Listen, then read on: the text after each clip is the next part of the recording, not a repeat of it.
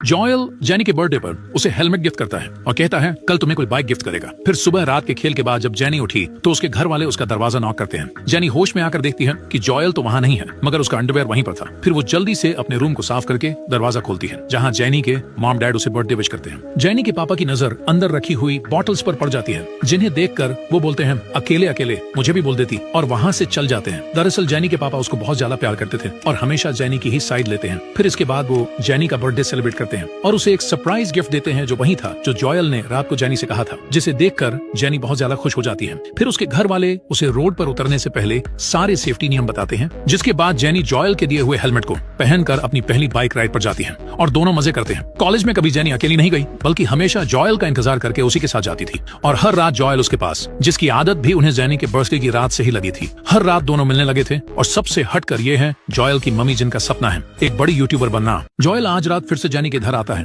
और उसे कहीं चलने को कहता है। जेनी जल्दी से नीचे आती है और जॉयल उसे बाइक पर साथ ले जाता है। आज जॉयल का बर्थडे था और वो जेनी को उसी की पार्टी में साथ ले जाता है, जहां जॉयल के सारे दोस्त भी आए हुए थे। सब वहां पर एंजॉय करते हैं और अब अगले दिन जॉयल के घर में उसका बर्थडे सेलिब्रेशन हो रहा था। तभी डोर नॉक होता है और जॉयल के पापा दरवाजा खोलने के लिए जाते हैं। जब वो बाहर पहुंचे तो उनके सामने जेनी थी, जो डिलीवरी गर्ल बनकर जॉयल को गिफ्ट देने आई थी। वो जॉयल के पापा को कहती है जॉयल सर का पार्सल आया हुआ है। जॉयल को कुछ सर बोल रहा था, इससे उसके पापा भी हैरान थे। जेनी कहती है उनको आप बुलाओगे, उनके सिग्नेचर से ही डिलीवरी कंफर्म होगी। फिर वो जॉयल को बुलाते हैं, जो जेनी को देखकर पूरा शॉक हो गया। वो वहां आकर अपना पार्सल लेकर चुपचाप वहां से चल गया। उसके पापा उसकी मम्मी को बोल रहे थे इसको कैसे कोई सर बोल सकता है। उतने में जॉयल के रूम से आवाज आई, जिससे डर कर सब जल्दी से ऊपर जाते हैं, जहां जॉयल को जेनी ने बहुत शानदार सरप्राइज दिया हुआ था। अब इस सब के बाद से जेनी अपने आने वाले बच्चे के लिए बहुत ज्यादा एक्साइटेड थी और अब जॉयल की मम्मी भी उसके कहने पर प्रेगनेंसी के दौरान क्या खाना चाहिए इस पर वीडियो बनाती है, जिससे जेनी को बहुत ज्यादा हेल्प मिली। जॉयल अपने दोस्त के घर जाता है, जिसकी बीवी पेट से थी, जिससे वो प्रेगनेंसी के टाइम क्या खाने का मन करता है, क्या सही और गलत है, हर चीज पूछता है, जिस सबको वो रात को जेनी को समझा देता है। इधर जेनी का जॉयल और उसके दोनों के घर वाले ध्यान रख रहे थे,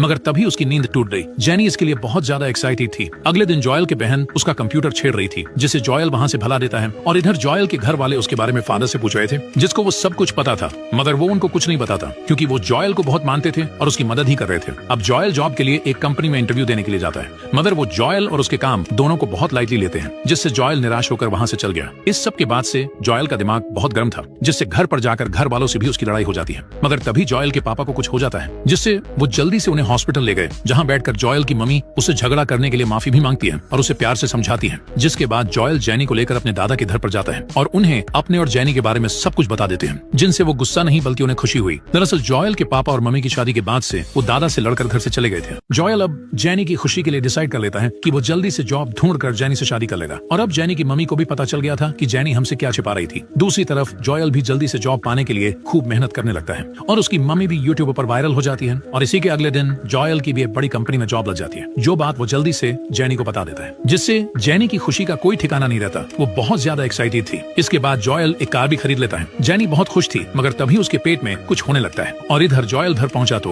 वो जेनी के लिए टेडी लाया था, जिसे उसकी बहन उससे लेती है। जॉयल उसके अंदर रखे हुए लेटर को निकालकर बाहर फेंक देता है, जिसे उसके जाने के बाद उसके पापा पढ़ लेते हैं, जो जेनी के लिए था। अब रात को जेनी जॉयल को पेट के दर्द के बारे में बताती है और जल्दी से घर पर बात करने को कहती है, जहां जॉयल उसे एक प्यारा सा सरप्राइज देता है और अगले दिन जेनी के घर आकर उसके पापा से मिलने आता है, जिन्हें वो बता देता है कि मैं जेनी का बॉयफ्रेंड हूँ और उनसे जेनी का हाथ मांगता है और जो उनसे हुआ था वो भी, जिसके जवाब में जेनी के पापा कहते हैं जेनी को आज मैं ही हॉस्पिटल में छोड़कर आया हूँ, उसने हमें तुम्हारे और इसके बारे में पहले से ही बता दिया था, हम तो बस तुम्हारा वेट कर रहे थे।